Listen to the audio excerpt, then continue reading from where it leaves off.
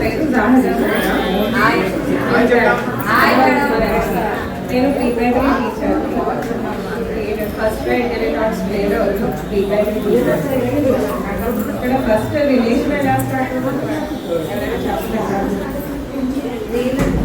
First family ఎలా start అవుతుంది?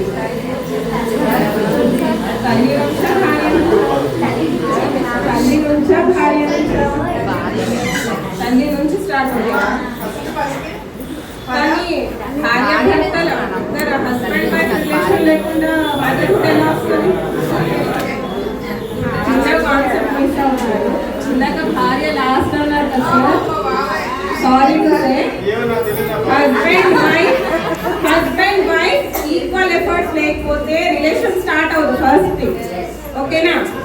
అప్పుడు when husband gives equal efforts to wife, then the motherhood starts.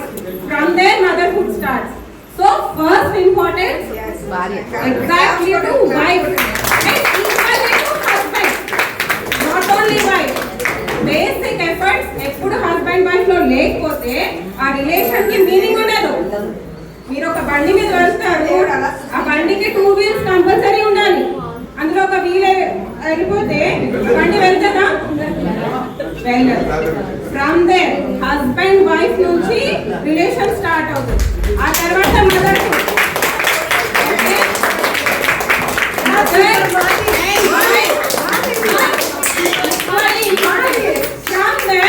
Family start.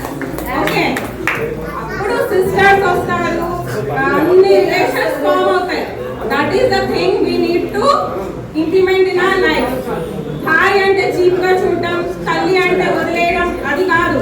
Husband కి equal effort ఉండాలి, అలానే wife కూడా అలానే ఉండాలి. హస్బెండ్ కి రెస్పెక్ట్ఫుల్ ఇచ్చి రెస్పెక్ట్ గా ఉంటే అదే హస్బెండ్ తన వైఫ్ కి రెస్పెక్ట్ చేస్తాడు. అది మన మైండ్ లో ఎప్పుడైతే మనం పెట్టుకున్నామో అప్పుడు మన ఫ్యామిలీస్ లో డిస్టర్బెన్సెస్ కానీ ఏమీ ఉండవు. ఇది లేక, ఈ అవేర్నెస్ లేక చాలా రిలేషన్స్ బ్రేకప్ అయిపోతున్నాయి, డివోర్సెస్ అయిపోతున్నాయి. ఇలా ఈ ఎఫెక్ట్స్ ఎక్కడ వెళ్తున్నాయి అంటే పిల్లల మీద వెళ్తున్నాయి. ఇవన్నీ మెయిన్ ఫాదర్ ఇల్లా మదర్ ఇల్లా. మనం పేరెంట్స్ ని వేరే ఇంటి నుంచి వదులుకుని వస్తాము, వాళ్ళు ఈక్వల్ ఇంపార్టెన్స్ ఇవ్వాలి. కోడలికి కూతురు ఉన్నా సరే కోడలికి కూడా ఈక్వల్ ఇంపార్టెన్స్ ఇవ్వాలి. అప్పుడు కోడలు కూడా అర్థం చేసుకుంటుంది. అక్కడ నుంచి ఆ రిలేషన్ స్ట్రాంగ్ అయ్యి పిల్లలు కూడా హెల్తీగా తయారవుతారు.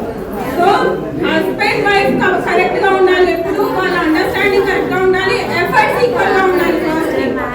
అప్పుడు ఏ రిలేషన్ లో ఎక్కడ డిస్టర్బెన్సెస్ రావు. ఇది నేను విమెన్స్ డేకి చెప్పాలని అనుకున్న మెయిన్ పాయింట్.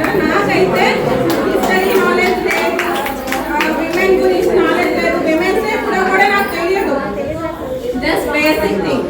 ఇది బేసిక్ థింగ్ మన లైఫ్ లో ఇంప్లిమెంట్ చేసుకుంటే మన ఫ్యూచర్ రిలేషన్స్ బాగుంటాయి.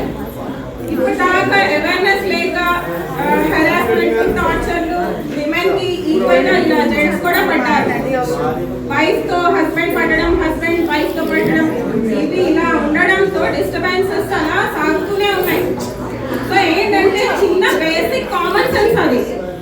ఒక వైఫ్ వచ్చిందంటే హస్బెండ్ అడగాలి తనకి, మా ఇంట్లో నీకు ఏం ప్రాబ్లం ఉంది అన్నది basic cheese, basic thing he has to ask her wife.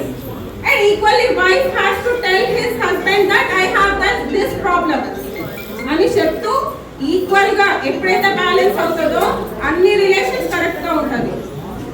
నేను చెప్పాల్సిన ప్రతి